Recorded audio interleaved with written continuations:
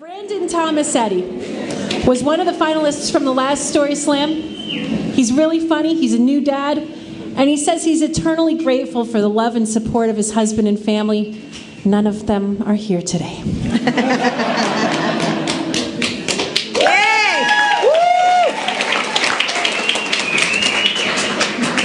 The thing about John was he was very attractive, and he was what I call dumb. He was hot and dumb, and I was drawn to him like a moth to a stupid flame.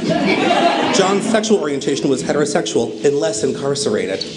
As a compliment, he told me if we were in prison together, he would totally rape me. John, I said, that's the nicest thing anyone's ever said to me. Of course that wasn't true. I was an award-winning phone sex operator. People have said nicer and much more inappropriate things to me. Talking to John was like talking to someone who got all their information from Fox News, but more racist, if that's even possible. We met right after 9/11, and his ideas about who was responsible, the Chinese, and why, because they're jealous, almost broke up the relationship I worked so hard to pretend we had.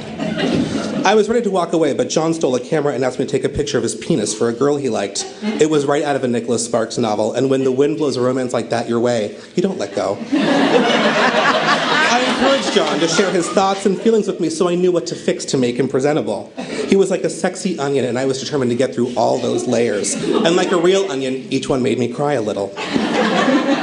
The end of John and I came, as it does with many fake relationships, at a Quiznos. Those toasty subs were served with a moment of clarity when John, drinking an apple juice, declared, "Someone should stop them. They own everything." Who owns everything? Concentrate, he said. Every time I drink juice, it's from concentrate. They own all the juice, he said, pointing to the fine print under the giant Dole logo.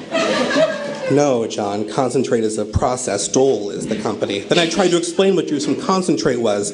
I get it, he lied. I looked down and was struck with a vision of our future. The flower girls at our wedding would be throwing all the red flags I've been ignoring. I'd try to entice them into sleeping with me by wearing an orange jumpsuit and a pillowcase over my head, and I'd be forever explaining what juice from concentrate is, because we all know Quiznos is not the only time we're having that conversation. I had gotten to the center of the onion and found more onion. I left the restaurant. Do we call Quiznos a restaurant? I mean, they do, but do we?